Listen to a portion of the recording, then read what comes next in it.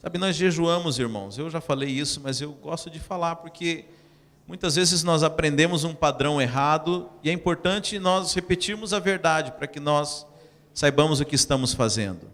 Nós não jejuamos, irmãos, para conseguir algo de Deus, para poder... não jejuamos para mudar a ideia de Deus para nada, mas nós jejuamos para aumentar a nossa sensibilidade espiritual. Amém? Amém. Nós somos corpo, alma e espírito.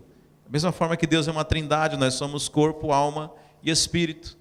Mas você sabe, o nosso corpo, a nossa carne, a Bíblia fala que nela habita o pecado. E por outro lado, a Bíblia fala que o dia que você nasceu de novo, Deus, na forma do seu próprio Espírito Santo, veio habitar no seu espírito. E aí, por um lado, então, você tem a carne, por outro lado, você tem o espírito. E aí, no meio dessa briga, nós temos a nossa alma, que é o nosso intelecto, a nossa mente, as nossas vontades, as nossas emoções. Mas é interessante que há, de fato, um conflito entre espírito e corpo e carne. Por isso que o apóstolo Paulo, ele fala assim: aquilo que quero eu não faço, e aquilo que eu não quero eu faço. Ou seja, há esse conflito, e no meio dele está a nossa alma, está a nossa decisão. Então, quando nós nos dedicamos à prática do jejum, e não apenas do jejum, mas aquilo que nós chamamos de disciplinas espirituais, nós estamos disciplinando o nosso corpo para que nós não sejamos escravos dele. Sabe, o jejum, ele é uma prática cristã que existe há muito tempo. Desde os tempos do Velho Testamento você vai ver o jejum. E Jesus falava também da importância do jejum. E eu não sei, a igreja dos últimos tempos tem deixado de lado um pouco essa prática. Mas nós deveríamos o tempo inteiro estar procurando subjugar a nossa carne, subjugar aquilo que nos tem talvez atrapalhado a nossa sensibilidade com Deus. Eu me lembro que algumas pessoas vinham conversar comigo e perguntavam assim: pastor, como é que é esse negócio de Deus falar? Porque Deus não fala comigo. Como é que você escuta Deus? Eu falava, primeiro, que não é uma voz audível, né? Eu não saio escutando vozes por aí, apesar de que, se Deus quiser fazer dessa forma, não tem problema nenhum. Mas a Bíblia fala que Deus, ele é espírito e não corpo. Então a maneira de Deus falar, na linguagem dele, é espiritualmente. Ele fala no meu espírito. Mas mesmo assim, algumas pessoas falavam: mas pastor, ainda assim eu não consigo escutar Deus, eu não consigo ter essa percepção. Eu falo: olha, o problema não está com Deus, o problema está com você. Quer dizer que eu tenho pecado, pastor? Não, não tem nada a ver com isso. O problema é que a nossa insensibilidade para as coisas do Espírito muitas vezes nos atrapalha de ouvir a voz de Deus. Você sabe, a vontade de Deus é que o seu povo vá buscá-lo diretamente. Sabe, no Velho Testamento havia um sacerdote que fazia a mediação entre as pessoas e Deus. Porque no Velho Testamento havia uma separação entre o povo e Deus. Havia separação por causa do pecado do povo, por causa da impureza. As pessoas não podiam se achegar diante de Deus. Mesmo assim, Deus fazia questão de habitar no meio do povo. Deus ordenou que se construísse o tabernáculo. Se você conhece um pouquinho da história bíblica no Velho Testamento, sabe que onde o povo ia, eles carregavam, onde eles montavam o acampamento, eles iam lá e montavam o tabernáculo, onde havia a presença de Deus. Mas Deus não habitava no tabernáculo inteiro. Deus habitava no lugar chamado Santo dos Santos, ou no Santíssimo Lugar. E ali homem nenhum podia entrar, apenas o sacerdote, uma vez ao ano, onde ele ia fazer expiação pelos pecados de todo o povo. E assim, uma vez por ano, esse sacerdote tinha que se preparar cerimonialmente. Dizem alguns rabinos que falam que os sacerdotes nem podiam dormir naquela noite, porque se tivesse um sonho com algo impuro, ao entrar no Santo dos Santos, ele seria fulminado pela presença de Deus. Então o negócio era sério. Agora você imagina se ele morresse fulminado ali, quem quer ter coragem de entrar lá para pegar o corpo dele? Não, eles pensaram nisso. Então eles amarravam uma corda na cintura do cara para puxar ele, se ele caísse fulminado. O negócio era realmente muito sério, irmãos. Mas como saber se ele estava orando ou se ele tinha sido fulminado? Eles amarravam uma sinetinha também na corda para saber se o cara morreu ou não e puxava ele. Então isso era a realidade do Velho Testamento, irmãos, por causa da impureza nossa, impureza do homem. A Bíblia fala que os nossos pecados fizeram separação entre nós e Deus. Mas é interessante que a partir do Novo Testamento tem a figura de Jesus Cristo. E Jesus Cristo é o Cordeiro de Deus que tira o pecado do mundo. É interessante isso. Você sabe, o anjo quando aparece para Maria e fala assim, olha, o nome dele vai ser Emanuel, Deus conosco. E ele vai tirar o pecado dos homens. Sabe, irmãos, nós vivemos dentro de uma outra realidade. Sabe, não é que a gente não peque mais, mas a questão é que o pecado, a dívida do pecado, a sujeira, o lamaçal do pecado que estava sobre a nossa vida, foi levado na cruz por Jesus Cristo. E é por isso que hoje nós temos livre acesso a Deus.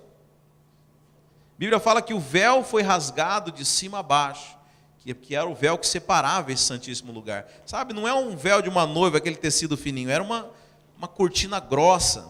Sabe, era impossível um homem rasgar aquilo. Sabe, mas a Bíblia fala que não foi nem rasgado de baixo para cima, para que ninguém falasse que foi obra humana, foi rasgado de cima para baixo. Sabe, para que nós tivéssemos acesso a Deus. Por isso o apóstolo Paulo ele fala assim que por isso nós entramos com confiança agora no Santo dos Santos, diante do Senhor.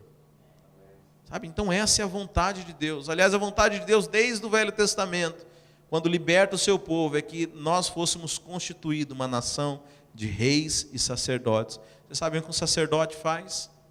O sacerdote ministra ao Senhor. Por isso, o verdadeiro cristianismo não é uma religião, é um relacionamento.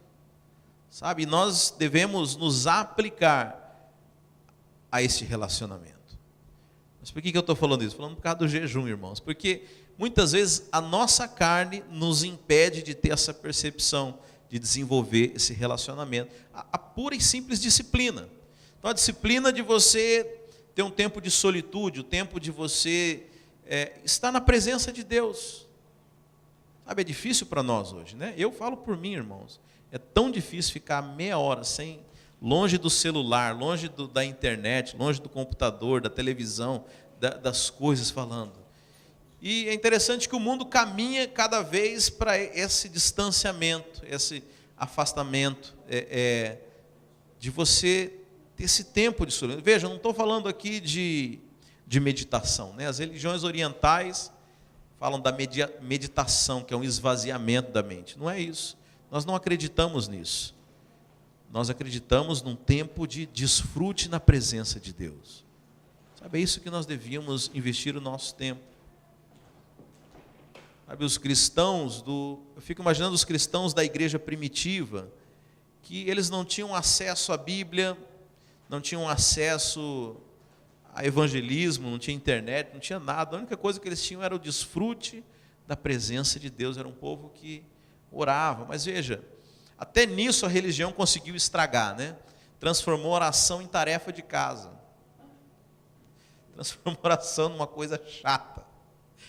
Estava vendo a apostila das crianças. Sabe, eu sou pastor das crianças também, irmãos. Eu tenho encargo pelas nossas crianças. Eu quero saber o que elas estão aprendendo lá. Quero saber, né, se as professoras, né, e têm feito isso com muita excelência. Mas eu estava olhando a apostila das crianças e o tema da última apostila era oração. Que legal, né? Falando do prazer da oração. Aí tinha umas musiquinhas que elas cantam, né? Que era não sei o quê. Bem, não vou cantar a musiquinha aqui que eu vou parecer muito ridículo, mas tipo assim, era 1, 2, 3, 4, entre para o quarto, 5, 6, 7, diga o versículo e repete, 8, 9, 10, não sei o que, 15, já orei, tipo assim, acabou já, ufa, já deu 15. Falei, não está certo isso. Você está falando do prazer da oração, parece que é um negócio contado, já viu isso? Agora você imagina, né, você que já foi casado, você imagina uma pessoa na lua de mel e vai desfrutar da presença do seu cônjuge lá, e aí está preocupado com o horário, e fala assim, não, mas peraí, meia horinha com você hoje, tá? Eu vou ficar aqui, nós vamos conversar, eu vou passar só meia hora, e fica o tempo inteiro. A pessoa, quando você namorava, ou quando você namora, a pessoa vai encontrar com você e está o tempo inteiro olhando no relógio. Sabe? Mas é isso que parece esse relacionamento para muitos crentes. Por isso que eu falo que até a oração, a religião conseguiu estragar. Sabe, a religião é para ser a oração é para ser um tempo de desfrute, irmãos. Sabe, não ore por obrigação, mas ore pela necessidade. Agora, quando eu falo de necessidade, não é quando você estiver precisando de alguma coisa. Não, quando você estiver precisando, ore também, com certeza. É excelente para resolver as coisas. Mas por uma necessidade de se relacionar com Deus. Agora, a nossa expectativa é o quê? Que no primeiro dia que você orar, você já vai sentir a presença de Deus, vai sair pulando nas nuvens e as coisas acontecendo. Sabe, um relacionamento ele é construído através de intimidade. Sabe, existem relacionamentos que levam tempo para amadurecer. Sabe, muitas vezes nós não temos esse relacionamento com Deus, mas de repente queremos chegar na casa dele, abrir a porta da geladeira e começar a pegar as coisas. Sabe, é um investimento, vai chegar nesse tempo.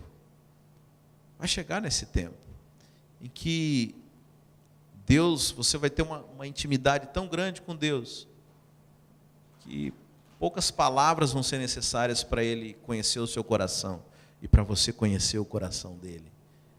Sabe? Mas isso é adquirido através de investimento no relacionamento. Por isso, meu convite nesses 21 dias é que você comece isso, é um start. Sabe, quando nós falamos de jejum, eu estou falando de uma disciplina para a sua carne, uma disciplina na sua vida. Sabe, tem coisas que começam como disciplina. Por exemplo, tocar um instrumento. É gostoso você pegar uma música, escutar ela e começar a tocar, mas eu posso dizer para você que não começa desse jeito. E minha mãe está aqui, ela sabe disso, como que foi chato no começo, era tarefa. E dó, ré, mi, fá, sol, lá, si. Sabe? Mas se você desiste no começo, você nunca vai chegar no desfrute. O problema é que a gente quer chegar tocando, né? Ver um cara tipo Wilson tocando lá os instrumentos, o violão, tal. Não, eu queria tocar desse jeito, mas então você vai fazer o feijão com arroz. É engraçado que nós somos encantados com as coisas grandes, mas não queremos fazer o básico. A gente chega, não, vai ter um homem de Deus lá, vai mover a mão, vai estralar, vai falar pirlim pim pim, e minha vida vai, e eu vou começar a cuspir fogo de olho. Não é assim que funciona, irmão.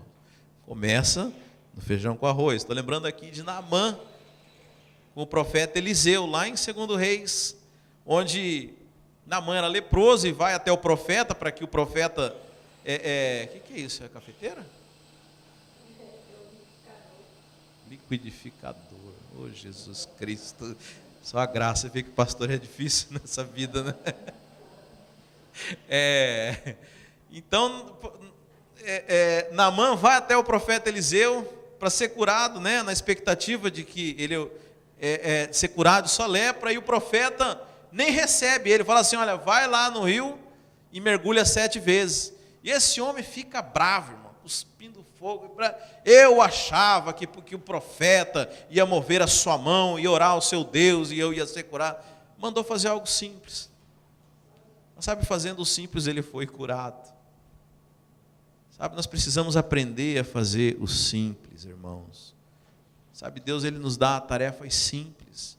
As coisas começam de uma forma simples, né? Às vezes,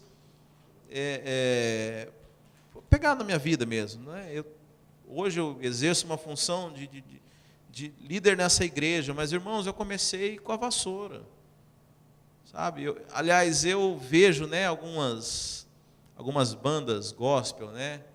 Eu falo, nossa, quanta unção, que massa. Fico acompanhando, né, no Brasil, assim, as bandas que estão em evidência. Falei, esse cara estourou, mas que legal, tal. Aí eu vou pesquisar sobre o cara está há 18 anos tocando. Aí agora ele foi fazer sucesso. Então, Ninguém começa por cima, ninguém começa fazendo grandes coisas. O começo, ele é pequeno. Você vê, Jesus Cristo, o ministério dele começou depois de 33 anos. E olha que a Bíblia fala que ele era menino e ele já ensinava nas sinagogas. Jesus Cristo não precisava, mas ele foi lá ser batizado por João Batista. Jesus não tinha pecado, mas ele foi batizado junto com pecadores. Sabe, irmãos, nós precisamos fazer o feijão com arroz. Eu sei que é muito legal a gente ir numa conferência e ouvir grandes pregadores e nos enche de fé, mas deixa eu falar, o que te alimenta não é a pizza de sexta-feira, é o feijão com arroz de todo dia que você come no almoço. Sabe? É muito legal quando a gente come, né, algo, um quitute, um salgadinho, mas ninguém vive disso. Nós vivemos do feijão com arroz. Sabe? E é importante, então, nós termos essa disciplina, porque isso implica em nós desfrutarmos de Deus. E se você parar para pensar, você tem muitas disciplinas na sua vida. Você tem disciplina para o seu trabalho, você tem disciplina para com a sua família. Mas às vezes quando é com Deus, Deus entende, né? Deus entende mesmo, irmãos. Só que você deixa de desfrutar muitas coisas. Por não ter talvez algum Deus cobrando você, e você achar que talvez é opcional, e de fato é opcional, porque Jesus fala, aquele que quiser ser o meu discípulo, negue-se a si mesmo, tome a sua cruz, negue-se a si mesmo e segue-me. Agora Jesus fala, aquele que quiser. Jesus não obriga ninguém a esse caminho. Sabe, eu quero dizer que a sua salvação, se você aceitou a Cristo, ela está garantida, ela é um presente da parte de Deus. Salvação, ela é um dom, é um presente, é teu. Agora, existe um desfrute, irmãos, que exige nós buscarmos. O apóstolo Paulo fala que a obra de Deus, ela pode ser, e a obra de Deus você pode também colocar isso para a sua vida. E diz que existem alguns materiais com que você pode edificar a obra do Senhor. E aí ele começa a falar, existem materiais que são ouro, prata, pedras preciosas, mas existem também aqueles que edificam com madeira, feno e palha. Você sabe, você pode edificar com o que você quiser. Aliás, quem edifica com madeira é um material simples, e ele consegue edificar sem muito esforço. Aquele que edifica com palha, ele consegue edificar rapidamente algo muito grande, que tem muito volume, que chama muita atenção aos olhos humanos. Mas qual a diferença para os primeiros materiais? Sabe, o ouro é difícil de encontrar. Existem coisas que são difíceis. A intimidade não é simples. A intimidade não está na superfície. Muitas vezes nós temos que investir tempo para encontrar ouro. Muitas vezes nós temos que investir a nossa vida para encontrar prata, pedras preciosas. Mas você sabe, o apóstolo Paulo continua falando, olha, você escolhe o material com que você vai edificar. Mas vai chegar o dia em que nós vamos estar diante do Senhor, e Ele vai provar, Ele vai, como o dono da obra, Ele vai chegar para você e vai testar a obra que você fez. Sabe como que é esse teste? Não é igual o lobo mau dos 3 porquês, não vai soprar e ver se vai cair, não. Mas a Bíblia fala que Ele vai mandar fogo. E aquilo que passar pelo fogo vai permanecer. Você entendeu? Madeira não passa pelo fogo, palha não passa, feno não passa. O que passa é ouro, prata e pedras preciosas. Veja, eu não estou falando de salvação, irmãos, eu não quero que você confunda as coisas, porque nesse mesmo versículo, o apóstolo Paulo fala, aquele que edificou com madeira, feno e palha, o fogo provará a sua obra, contudo ele será salvo, com dano, mas será salvo. Não confunda isso. Agora eu estou falando de obras, estou falando daquilo que tem valor diante do Senhor, daquilo que nós investimos para agradar ao Senhor. Você não precisa investir nada para receber a salvação, basta apenas você crer. A Bíblia fala que se você crer com o coração e confessar com a sua boca, você é salvo. Não estou falando disso. Eu estou falando daquilo que você vai prestar contas, oferecer diante de Deus. E é interessante que Jesus, para ilustrar isso, ele chega lá em Mateus 25 e conta, a partir do verso 15, começa a contar a parábola dos talentos. E ele usa a figura de um senhor, dono de ouro, para representar a Deus. E aí ele conta que depois de muito tempo, aquele senhor vem prestar conta com os seus servos. E é interessante que a questão não é se o Senhor vem prestar conta, a questão é quando Ele vem prestar conta conosco. Ele vai perguntar para você: filho, vem cá, porque você é filho, isso é inegável. O que você fez com a sua vida? O que você fez nos seus dias? Sabe, eu quero dizer para você, invista nesse relacionamento, invista nessa vida com o Senhor. É por isso que talvez naqueles dias muitos dirão: Senhor, Senhor, expulsamos demônios, curamos enfermos em Teu nome. E Ele vai falar: apartai-vos de mim, pois não vos conheço. Sabe, será que Deus não conhece alguém? Mas aqui está falando de intimidade. Pessoas que entendiam, que confessavam Jesus como Senhor e até faziam obras em nome do Senhor, mas não o conhecia verdadeiramente. Por isso, é importante, irmãos, que nós venhamos a buscar a presença do Senhor, buscar a face do Senhor. Sabe, não faça da oração uma tarefa de casa, não faça uma obrigação. Sabe, uma oração é um tempo de desfrute. E às vezes começa na disciplina, mas depois ela se torna um prazer. Interessante que eu já vi pastores que falam que oram 1 hora por dia. Uau! Aí, estava lendo não sei quem, ora 2 horas por dia. Eu falei: nossa, esse cara é demais. Aí um outro, tal de David, esqueci o nome dele, americano. Ele falava que tinha um trabalho secular. E aí Deus chamou ele para o ministério integral. E aí ele pediu para sair do seu trabalho e começou a ir para o gabinete da igreja onde ele pastoreava, David Robertson. E ele fala que não tinha muitos membros, para atender durante o dia. Ele falou: mas Deus está me pagando para ficar aqui, então eu vou orar. Ele orava 8 horas por dia. Eu falei: Jesus, como é que eu chego lá? Mas isso chega quando a oração deixa de ser uma obrigação, passa a ser um tempo de desfrute, um tempo de renovo, um tempo de prazer na presença de Deus.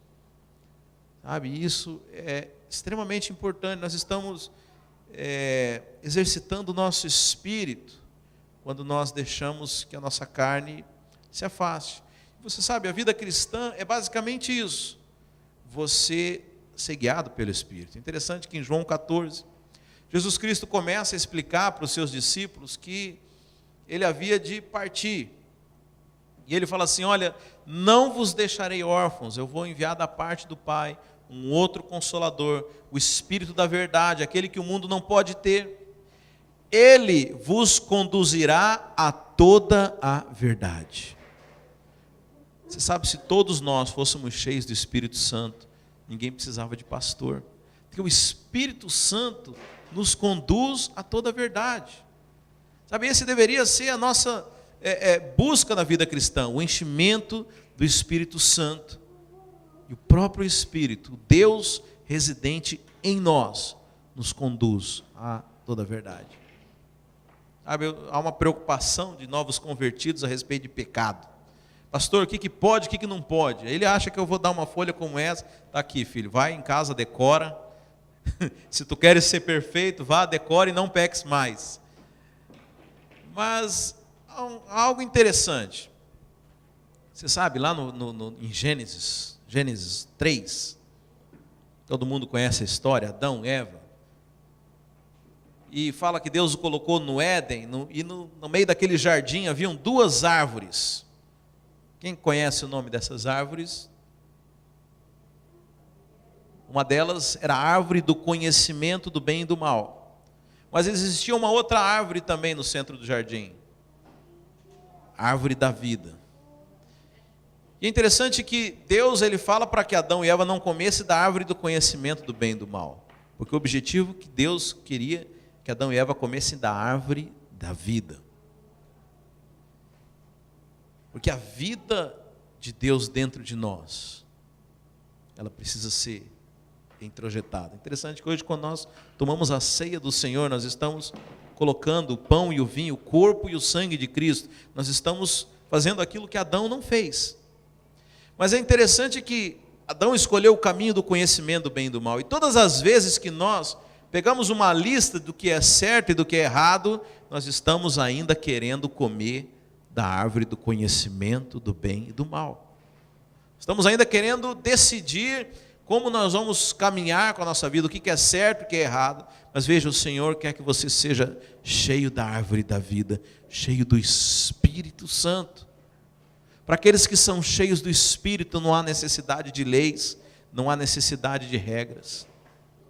Quando Deus começa a falar, através do profeta Isaías, haverão dias em que farei uma nova aliança com a casa de Israel. E Deus fala assim que tirarei as leis que foram escritas em pedra, mas eu escreverei as minhas leis nos seus corações. Sabe, aqueles que têm as leis do Senhor escritas nos seus corações, não precisam de leis escritas em tábuas de pedra. Sabe, então a nova vida cristã é muito mais uma questão de você ser cheio de Deus, de você ser uma natureza recriada. É interessante que nós achamos que a nossa conduta é o ponto de partida para o nosso relacionamento com Deus.